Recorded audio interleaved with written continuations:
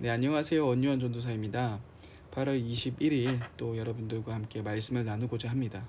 오늘 말씀의 본문은 열왕기하 21장 19절에서 26절까지의 말씀이고요. 제목은 불신앙을 계승한 죄라는 제목으로 여러분들과 함께 말씀을 나누고자 합니다. 설교를 준비하면서 가장 큰 위기를 오늘 만났습니다. 아몬이라는 왕은 도저히 무엇인가 말을 할 수 없을 정도로 짧고, 그의 죽음에 대해서는 왜 신복들이 반역을 했는지, 왜 그는 죽었는지에 대해서, 그리고 그가 행했던 2년 사이에 구체적으로 어떤 일이 일어났는지도 제대로 기록되어 있지 않습니다. 역대기를 보아도 단지 그는 겸손하지 않아서 회개하지 않았다라는 추가되는 내용 외에는 이렇다 할 내용이 없는, 그냥 짧게 표현되어 있는 지나가는 왕입니다.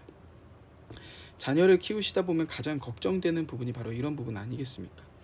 히스기야는 하나님을 위해서 최선을 다했고 하나님의 은혜로 생명을 연장까지 받았는데, 그때 낳았던 아들 므낫세는 오히려 그 어떤 왕보다 하나님의 마음을 아프게 하며 아들 서슴없이 행합니다.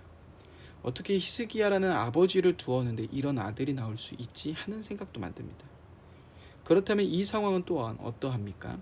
아버지 므낫세는 하나님을 떠나 악을 행하기 즐겨했던 왕인데, 그의 아들 아몬은 어떠합니까? 20절 말씀에 이렇게 말씀하고 있습니다. 아몬이 그의 아버지 므낫세의 행함같이 여호와 보시기에 악을 행하되. 이 상황에선 또 우리들의 기대와는 비슷한 일들이 벌어집니다.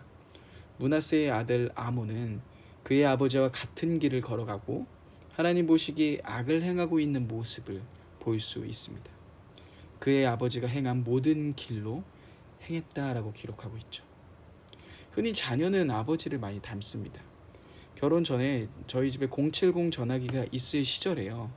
전화가 집에 올 때 이런 일들이 종종 있었습니다. 딱 제가 전화를 받아서 여보세요 하면은 저희 아버지 친구분이신데, 저의 목소리를 들으시면서 원목사 하십니다.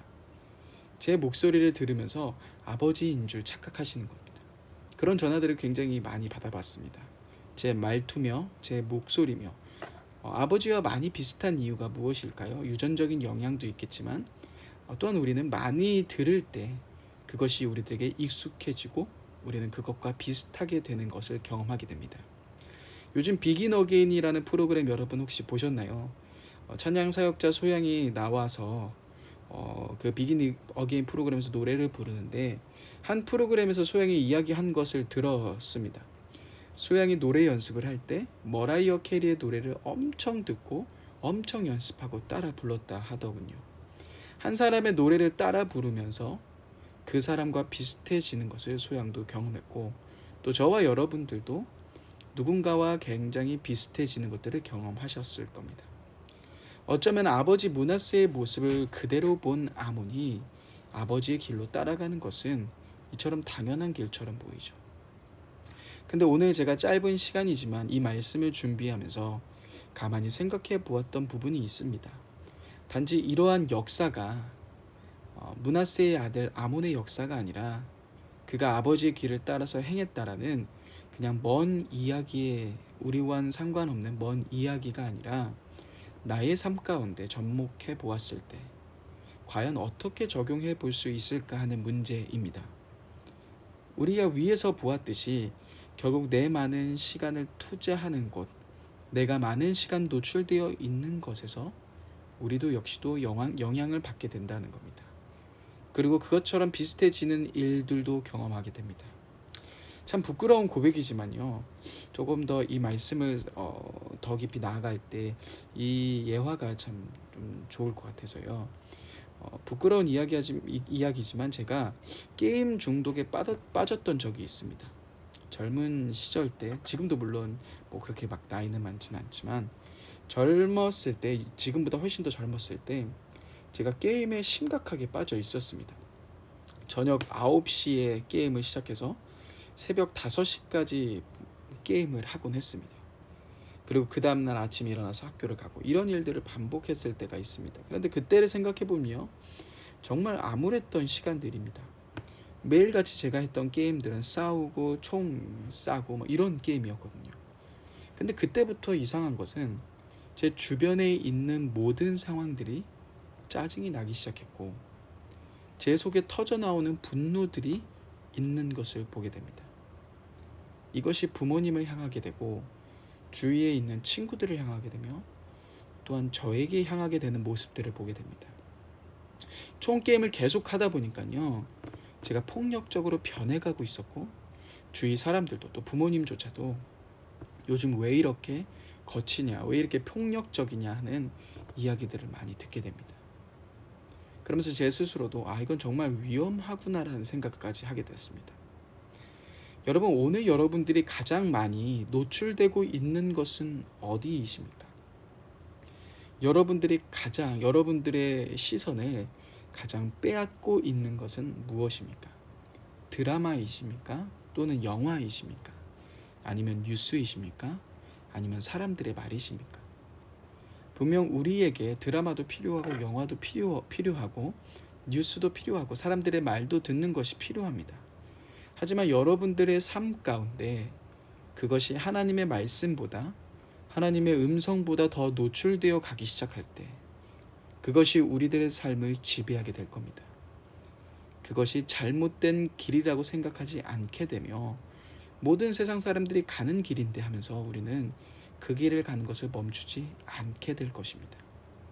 아몬의 문제는 바로 그가 므낫세가 행한 모든 일들을 알 정도로 그 환경에 노출되어 있었고 그 환경에 빠져 있었다는 것 아니겠습니까? 여러분들의 삶에서 나를 지배하고 있는 것이 세상의 소리가 될 때, 세상의 가치관이 될 때 우리들의 삶은 하나님으로부터 점점 더 멀어지게 될 것입니다. 그리고 내 삶이 세상에 익숙하다고 외치며 세상이 정답이라고 외치는 길을 따라가게 될 것이며 이것이 진짜 행복이야, 이것이 진짜 참된 길이야 외치는 삶이 진짜라고 느껴지는 일들이 나타나게 되는 겁니다. 우리들이 오늘 이 말씀을 통하여서 다시금 생각해 봐야 하는 것은 무엇입니까? 내가 익숙한 환경들을 다시 돌아보길 원합니다. 내 하루의 삶에서 가장 많이 노출되어 있는 상황과 환경은 어떠한 것입니까? 또한 지금 나를 가장 지배하고 있고 나의 시선을 가장 많이 빼앗고 있는 것은 무엇입니까? 만약 이 두 가지를 생각했을 때 하나님으로부터 멀어지고 계신다라고 느껴지신다면 우리는 다시 하나님의 말씀 앞으로 나아가야 할 것입니다. 하나님의 말씀이 내 삶 가운데 중심이 되며 하나님의 말씀이 나의 모든 가치관과 생각 가운데 넘쳐 흐르는 자리로 나아가야 할 것입니다. 신약 성경에 보면 베드로와 요한이 성전 미문에 앉아있던 사람을 고쳐주자 그 당시에 유대 통치자들과 장로들, 율법사들이 베드로와 요한을 세워두고 신문을 하기 시작합니다. 그런데 그때 베드로와 요한이 말했던 말이 참 멋있습니다. 사도행전 4장 19절에 보시면요, 이렇게 이야기합니다.